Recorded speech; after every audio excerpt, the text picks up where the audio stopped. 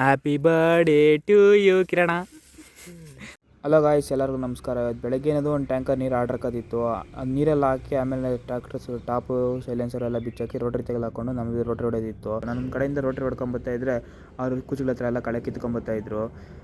ಅಂದರೆ ಸ್ವಲ್ಪ ಹೊಡೆಯೋಷ್ಟು ಹತ್ರಲ್ಲಿ air filter glass ಹೊಡೆದೋಯ್ತು.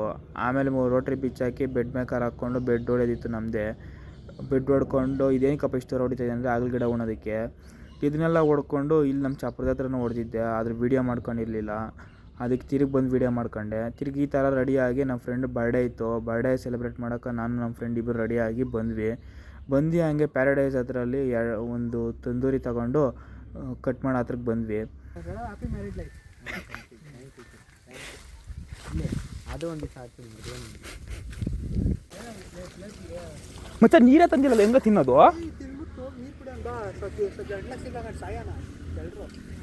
ಇದು ಬೇಡ ಮಚ್ಚ, ಬಿರಿಯಾನಿ ಎತ್ಕೋಣ, ಇದು ತಂದೂರಿ ಎತ್ಕೊಳ್ಳೋಣ. ಹ್ಯಾಪಿ ಬರ್ಡೇ ಟು ಯು ಕಿರಣ.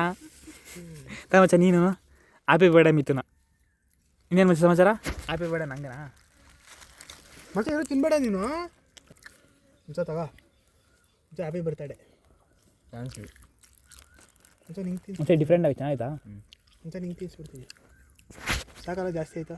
ಸಾಕು ಮತ್ತೆ ನಿಂಗೆ ತಿನ್ಸೋದು ನಾನು. ನಾವೆಲ್ಲ ಎಲ್ಗ್ಯಾಬ್ಗೆ ಬರ್ತೀವಿ ಮತ್ತೆ ನಿಂಗೆ ತಿನ್ಸಾಕ. ಅವನೇ ತಿಂತಾನೆ ಫಸ್ಟಲ್ಲಿ, ಅವ್ನು ಹೊಟ್ಟೆ ಸಿದ್ದಿದ್ದಂಗೆ ಐತೆ ಅವಾಗೆ.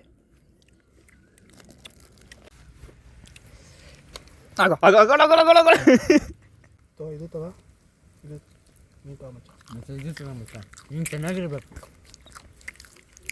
ಇನ್ನು ಬೀಡ ತಂದವನೇ ನಮ್ಮ ಮಚ್ಚನು.